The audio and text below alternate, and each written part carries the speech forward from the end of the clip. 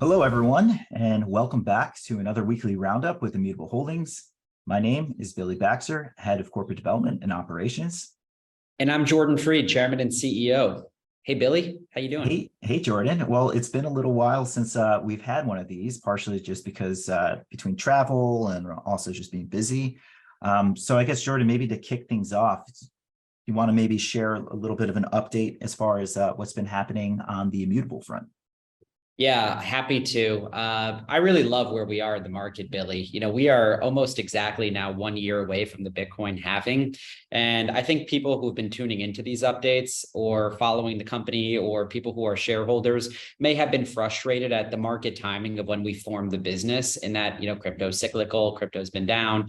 But Bitcoin is sort of finding its narrative now, especially amid all the sort of bank uncertainty that we've seen with First Republic Bank and Silicon Valley Bank and Signature and Silvergate before that. I like where we stand, and equity, public equity like Immutable Holdings or the Bitcoin mining companies typically follows that of the Bitcoin price index. So obviously, Bitcoin is down from its all-time high, but year to date is up pretty significantly, is up about 60 or 70% year to date. So I like where Immutable is. I like our cash position. I like our ability to build the businesses that we are building, like Coffee and Crypto and NFT.com in this environment. And yeah, I mean, that's the update on my state and my take on the market. Obviously, personally, those that know me know I'm a very big believer in the future of Bitcoin and the future of crypto. There's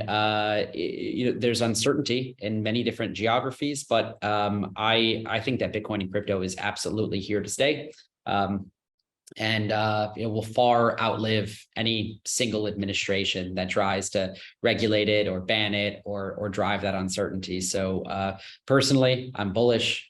I continue to be, obviously, and I can't wait for a year from now for people, especially those that, were the non-believers. I think a lot of people are sour when they see something at an all-time high and then correct. I can't help but be excited about this next cycle. And then, as more capital flows to the blockchain, how does this affect Immutable? When more money's on the blockchain, more people are buying and selling other things on the blockchain, like stable coins or NFTs, or using tools like DeFi or wallets or custodians or things of that nature. So I like to say the high tide or the high market cap of some of these assets typically brings the rest of the crypto economy up with it. And I don't think this cycle will be any different.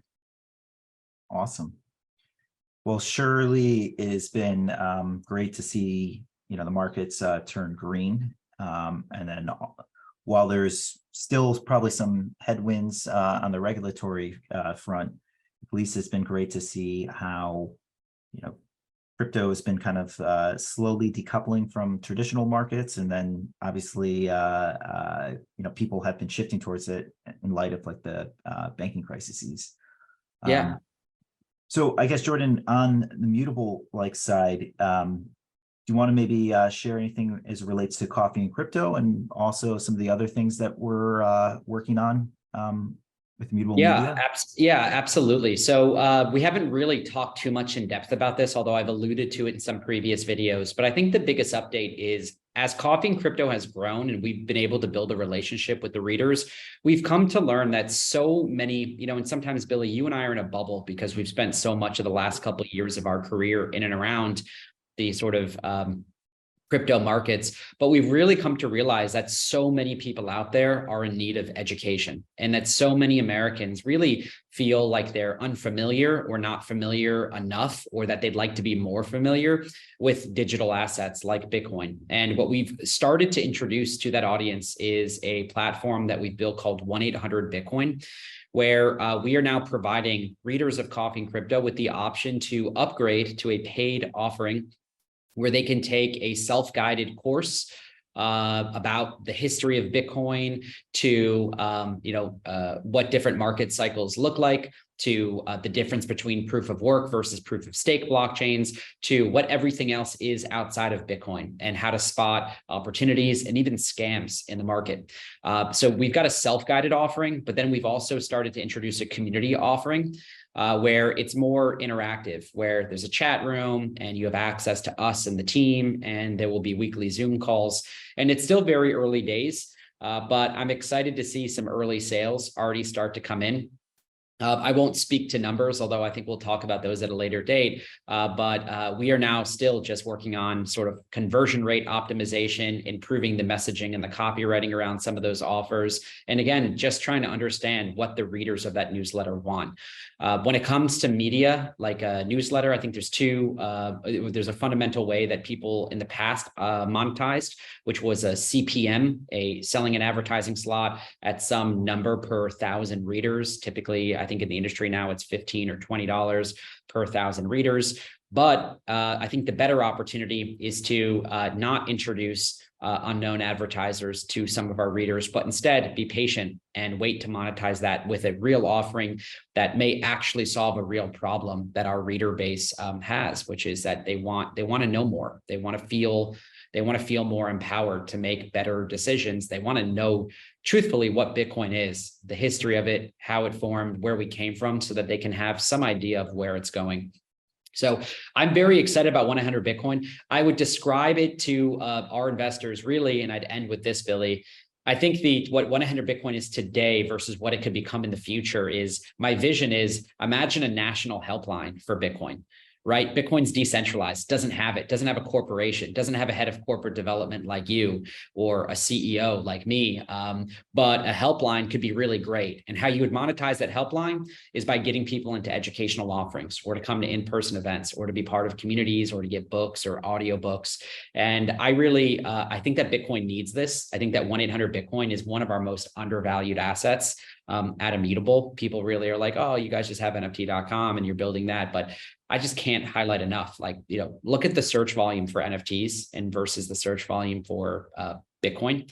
Bitcoin's consistently 5 to 10x the search volume for NFTs in Google Trends or in any sort of search data tool. So very, very excited about that brand, very excited about how we've introduced it. Today, if you call that number, it'll just redirect you back to our website. So that helpline's not there.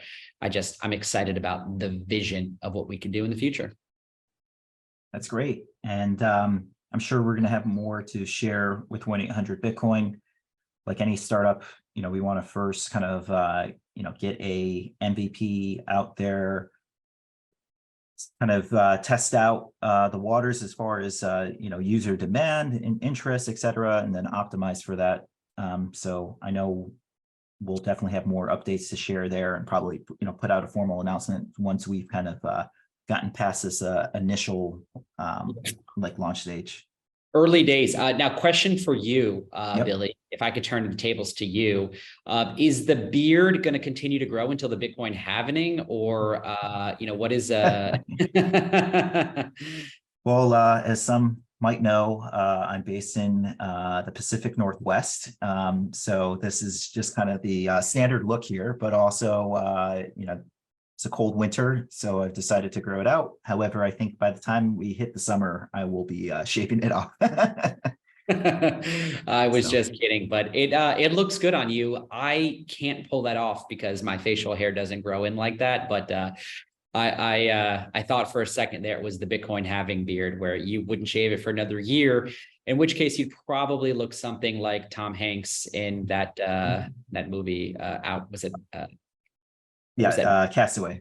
Castaway, exactly. Yep. Yeah, I don't think I'll be able to keep it, for that long. But how about we'll call it the Bitcoin rally beard, because The Bitcoin rally beard. Yeah. I like that. Cool.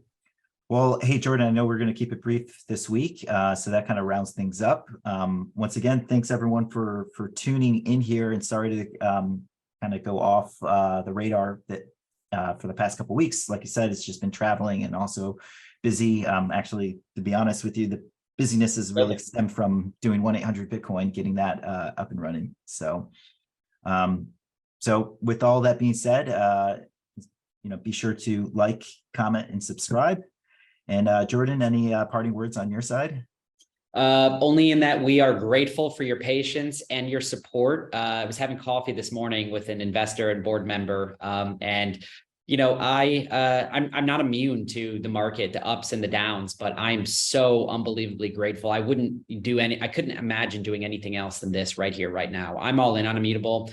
Immutable is my personal moonshot as the largest shareholder and the chairman and CEO. Yeah, there's market ups and downs. I've never lost money for an investor. I don't intend to do that here. I'm really grateful for where we are as founders, as people, and I think our best days in this business are absolutely still ahead of us. So stay tuned. If you like this video, as always, give it a like. It helps us with the YouTube algorithm. Subscribe to get notified when future updates are here. And if you haven't noticed, if you leave comments, we do actually respond to them below this video because we care about our shareholders and our supporters. So leave comments. And if you'd like us to cover something in a future video, we're happy to do that as well. But we can also just respond in text directly. Thanks again for your support. We appreciate it. Thank you all. Have a good day.